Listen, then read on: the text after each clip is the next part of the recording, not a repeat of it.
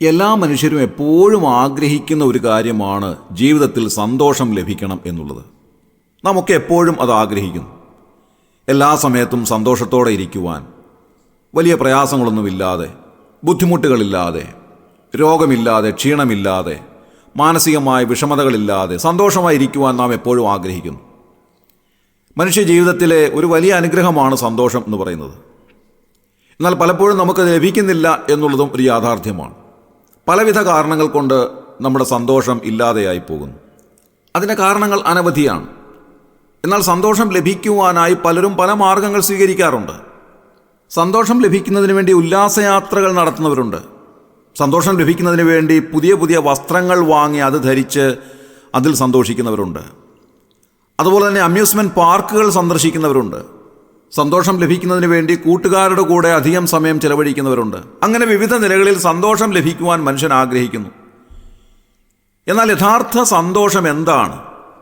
തിരുവെഴുത്ത് പറയുന്നൊരു കാര്യം വളരെ ശ്രദ്ധേയമാണ്. 4-ാം സങ്കീർത്തനത്തിൽ 7-8 വാക്യങ്ങൾ നാം വായിക്കുമ്പോൾ അവിടെ കാണാൻ സാധിക്കുന്നത്, ധാന്യവും വീഞ്ഞും വർദ്ധിച്ചപ്പോൾ അവർക്കുണ്ടായതിലും അധികം സന്തോഷം നീ എൻ്റെ ഹൃദയത്തിൽ നൽകിയിരിക്കുന്നു എന്നാണ്. ഹൃദയത്തിലെ സന്തോഷമാണ് ഏറ്റവും വിലയേറിയതായ സന്തോഷം. ബാഹ്യമായ കാര്യങ്ങളിലൂടെ നമുക്ക് ലഭിക്കുന്ന സന്തോഷങ്ങളൊക്കെ നൈമിഷികങ്ങളാണ്. അത് വളരെ പെട്ടെന്ന് അവസാനിച്ചു പോകുന്നതാണ്. എന്നാൽ ഹൃദയത്തിൽ ഒരു സന്തോഷം സ്ഥായിയായി ലഭിക്കുക എന്ന് പറയുന്നത് ഏറ്റവും പ്രധാനപ്പെട്ട ഒരു കാര്യമാണ്.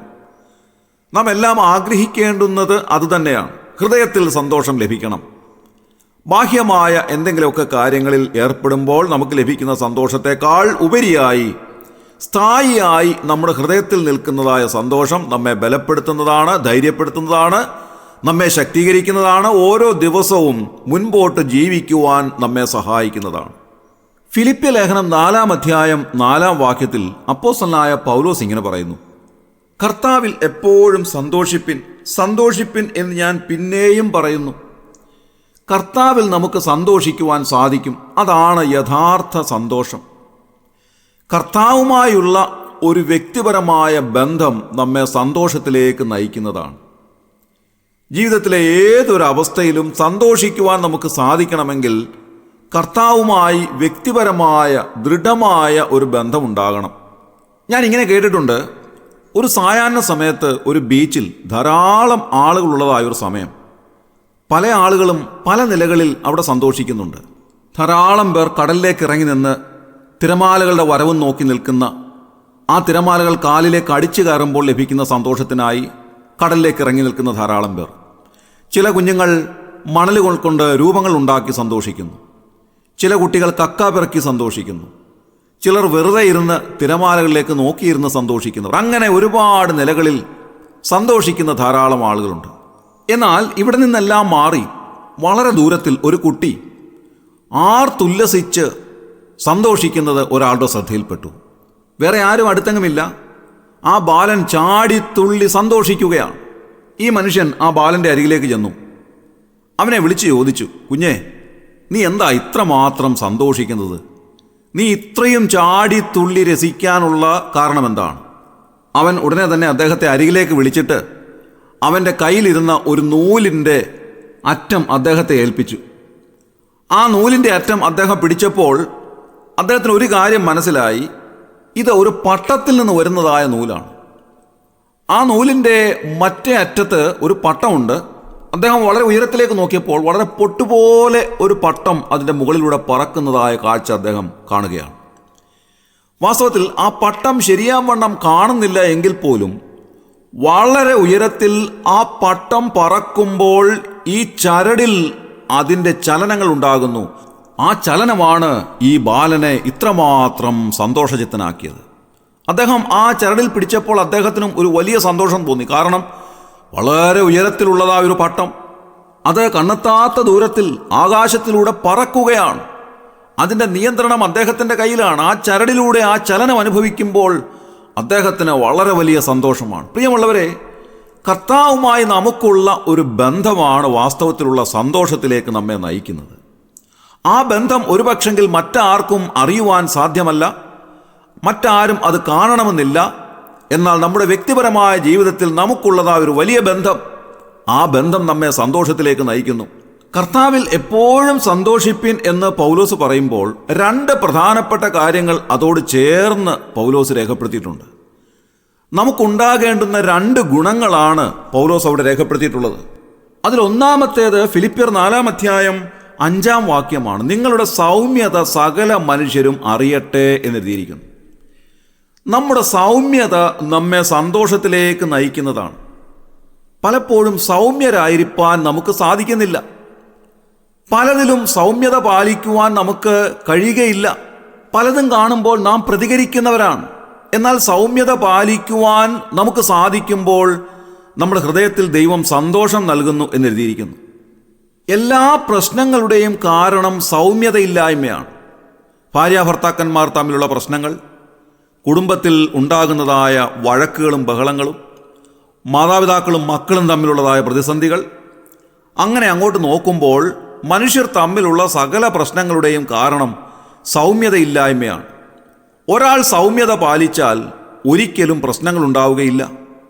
ഒരാൾ ബഹളമുണ്ടാക്കുമ്പോൾ കേൾക്കുന്ന ആൾ പ്രതികരിക്കുമ്പോഴാണ് വാസ്തവത്തിൽ പ്രശ്നങ്ങൾ ഉണ്ടാകുന്നത്. 2 കൈകൾ കൂട്ടി അടിക്കുമ്പോഴാണ് ശബ്ദമുണ്ടാകുന്നത്. ഒരു കൈ തന്നെ വിചാരിച്ചാൽ ഒരിക്കലും ശബ്ദമുണ്ടാവുന്നില്ല. അതുകൊണ്ട് സൗമ്യതയാണ് വാസ്തവത്തിലുള്ള സന്തോഷത്തിലേക്ക് നമ്മെ നയിക്കുന്നത്. മോശയുടെ ചരിത്രം നോക്കുക. മോശ എല്ലാറ്റിലും പ്രതികരിക്കുന്ന വ്യക്തിയായിരുന്നു. തൻ്റെ ചെറുപ്പകാലത്ത് താനൊരു മിസ്രൈമിനെ അടിച്ചു കൊന്ന് മണലിൽ താഴ്ത്തിയവനാണ്. അദ്ദേഹത്തിന് ആ സമയത്ത് സൗമ്യതയില്ലായിരുന്നു. എന്നാൽ സംഖ്യാപുസ്തകം 12-ാം അധ്യായം 3-ാം വാക്യത്തിൽ നാം വായിക്കുന്നത്, മോശ എന്ന മനുഷ്യനോ ഭൂതലത്തിലുള്ള സകല മനുഷ്യരിലും സൗമ്യതയുള്ളവനായിരുന്നു എന്നാണ് എഴുതിയിരിക്കുന്നത്. വാസ്തവത്തിൽ ആ സൗമ്യതയാണ് മോശയെ ഏറ്റവും വലിയവനാക്കിയത്. 600,000 വരുന്ന ഇസ്രായേൽ ജനത്തെ നയിച്ചുകൊണ്ട് പോകുവാനുള്ള വലിയ കഴിവ്, വലിയ കരുത്ത് ലഭിച്ചത് ആ സൗമ്യതയിൽ നിന്നാണ്. എന്തിൻ്റെയും മുൻപാകെ സൗമ്യതയോടെ നിൽക്കുവാൻ നമുക്ക് സാധിക്കണം. 18-ാം സങ്കീർത്തനം 35-ാം വാക്യത്തിൽ ദാവീദ് രാജാവും ഇത് തന്നെയാണ് പറയുന്നത്. നിന്റെ സൗമ്യത എന്നെ വലിയവനാക്കിയിരിക്കുന്നു. ദാവീദ് രാജാവ് വാസ്തവത്തിൽ ഏറ്റവും കോപിഷ്ഠനായ ഒരു മനുഷ്യനായിരുന്നുവെങ്കിലും അദ്ദേഹം പറയുകയാണ്, കർത്താവേ, അവിടുത്തെ സൗമ്യത എന്നെ വലിയവനാക്കി. ഇന്ന് രാവിലെ ആ സൗമ്യതയുടെ അനുഭവത്തിലേക്ക് വരുവാൻ കർത്താവ് നമ്മെ സഹായിക്കട്ടെ. നമ്മുടെ ജീവിതത്തിൽ ഈ സൗമ്യത പാലിക്കപ്പെടുമ്പോൾ നാം സന്തോഷത്തിലേക്ക് വരുന്നു. നമുക്ക് മടങ്ങി വരാം. അപ്പോസ്തലനായ പൗലോസ് കർത്താവിൽ എപ്പോഴും സന്തോഷിപ്പീൻ എന്ന് പറയുമ്പോൾ അതിൻ്റെ 2-ാമത്തെ കാര്യം ഫിലിപ്പ് ലേഖനം 4-ാം അധ്യായം 7-ാം വാക്യത്തിൽ പറയുന്നുണ്ട്. സകല ബുദ്ധിയെയും കവിയുന്ന ദൈവ സമാധാനം നമ്മുടെ ഹൃദയങ്ങളിൽ ഉണ്ടാവണം. ആ സമാധാനം നമുക്ക് ലഭിക്കുമ്പോൾ നാം സന്തോഷമുള്ളവരായിത്തീരുന്നു. പലപ്പോഴും ആ സമാധാനം നമുക്കില്ലാതെയായി പോകുന്നതിൻ്റെ കാരണവും പൗലോസ് അവിടെ രേഖപ്പെടുത്തിയിട്ടുണ്ട്. അതിങ്ങനെയാണ്: ഒന്നിനെക്കുറിച്ചും വിചാരപ്പെടരുത്, എല്ലാറ്റിലും പ്രാർത്ഥനയാലും അപേക്ഷയാലും നിങ്ങളുടെ ആവശ്യങ്ങൾ സ്തോത്രത്തോടുകൂടെ ദൈവത്തോട് അറിയിക്കുക അത്രേ വേണ്ടുന്നത്. അപ്പോൾ സകല ബുദ്ധിയെയും കവിയുന്ന ദൈവ സമാധാനം നമ്മുടെ ഹൃദയങ്ങളെയും നിലവുകളെയും ക്രിസ്തുവേശുവിങ്കൽ കാക്കും. അപ്പോഴാണ് യഥാർത്ഥ സന്തോഷം നമുക്ക് ലഭിക്കുന്നത്. നമുക്കൊരുപാട് ആവശ്യങ്ങളുണ്ട്. പല ആവശ്യങ്ങളുടെ മുഖത്ത് നാം വിചാരപ്പെടലുള്ളവരാണ്. അങ്ങനെ വിചാരപ്പെട്ടാൽ നമ്മുടെ ജീവിതത്തോട് ഒരു മുഴം കൂട്ടുവാൻ നമുക്ക് സാധിക്കുമോ എന്ന് കർത്താവ് നമ്മോട് ചോദിക്കുന്നു. അങ്ങനെ പലതിനെപ്പറ്റിയും വിചാരപ്പെട്ട് മനം കലങ്ങി മാർത്തയെപ്പോലെ ആകുവാൻ പാടില്ല എന്ന് ദൈവവചനം നമ്മോട് പറയുകയാണ്. മറിയ നല്ല അംശം തിരഞ്ഞെടുത്തതുപോലെ കർത്താവിൻ്റെ കാൽക്കലിരുന്ന് വചനം കേൾക്കുവാനും ആ കർത്താവിൽ സൗമ്യത പാലിക്കുവാനും അങ്ങനെ കർത്താവിൻ്റെ മുൻപാകെ നമ്മുടെ ആവശ്യങ്ങൾ സ്തോത്രത്തോടെ അറിയിക്കുവാനും നമുക്കിടയായിത്തീരണം. അപ്പോൾ സകല ബുദ്ധിയും കവിയുന്ന ദൈവ സമാധാനം നമ്മുടെ ഹൃദയത്തിലേക്ക് വരുന്നു. അങ്ങനെ നമ്മുടെ സൗമ്യതയും നമ്മുടെ ഹൃദയത്തിലെ സമാധാനവും കർത്താവിൽ സന്തോഷിക്കുവാൻ നമ്മെ ഇടയാക്കി തീരും. ഇന്നത്തെ ദിവസം ആ വലിയ സന്തോഷം അനുഭവിക്കുവാൻ കർത്താവ് നമ്മെ സഹായിക്കട്ടെ. സൗമ്യതയുടെ ആത്മാവിനാൽ ഭരിക്കപ്പെട്ടവരായി, സകല ബുദ്ധിയും കവിയുന്ന ദൈവസമാധാനം അനുഭവിക്കുന്നവരായി, ഒന്നിനെക്കുറിച്ചും വിചാരപ്പെടാതെ എല്ലാറ്റിനും പരിഹാരം കർത്താവിലുണ്ട് എന്നുള്ള അടിയുറച്ച വിശ്വാസത്തിൽ എല്ലാം കർത്താവിൽ സമർപ്പിക്കുവാൻ കർത്താവ് നമ്മെ സഹായിക്കട്ടെ. നമ്മുടെ കണ്ണുകളെ അടയ്ക്കാൻ പ്രാർത്ഥിക്കാം. ക്രിസ്തുയേശുവിലൂടെ അതിവാത്സല്യമായി ഞങ്ങളെ സ്നേഹിക്കുന്ന സ്വർഗീയ പിതാവാം നല്ല ദൈവമേ, അനുഗ്രഹമായി പ്രഭാതത്തിൽ ഉണർന്നെഴുന്നേൽപ്പാൻ ഞങ്ങളെ സഹായിച്ചതിനായി ഞങ്ങൾ നന്ദിയോടെ സ്തോത്രം ചെയ്യുന്നു. കർത്താവെ, ഞങ്ങളുടെ ജീവിതത്തിന് ആവശ്യമായ സന്തോഷം അവിടുന്ന് എപ്പോഴും നൽകിത്തന്ന് ഞങ്ങളെ സഹായിക്കണമേ. ധാന്യവും വീഞ്ഞും വർദ്ധിക്കുമ്പോൾ ലോകമനുഷ്യർക്കുണ്ടാകുന്ന സന്തോഷത്തേക്കാൾ ഉപരിയായി ദൈവമക്കളുടെ ഹൃദയത്തിൽ അവിടുന്ന് നൽകുന്ന സന്തോഷമാണ് ഏറ്റവും വിലയേറിയത് എന്ന് കണ്ടെത്തുവാൻ ഞങ്ങളെ സഹായിക്കണമേ. ഏതൊരു പ്രശ്നത്തിൻ്റെ മുൻപാകെ സൗമ്യതയോടെ നിൽപ്പാൻ ഞങ്ങളെ ഇടയാക്കണമേ. അങ്ങനെ അവിടുന്ന് നൽകുന്നതായ സൗമ്യത ഞങ്ങളെ വലിയവരാക്കുവാൻ ഞങ്ങളെ സഹായിക്കണമേ.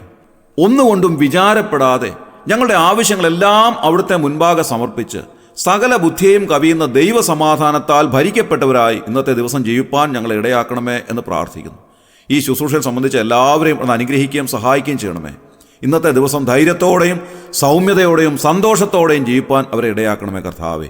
ഞങ്ങളുടെ പ്രാർത്ഥന അവിടുന്ന് കേട്ടതിനായി ഞങ്ങൾ നന്ദി പറയുന്നു. ഞങ്ങളുടെ കർത്താവും രക്ഷിതാവുമായ യേശു ക്രിസ്തുവിന്റെ ധന്യമായ നാമത്തിൽ തന്നെ ആമേൻ.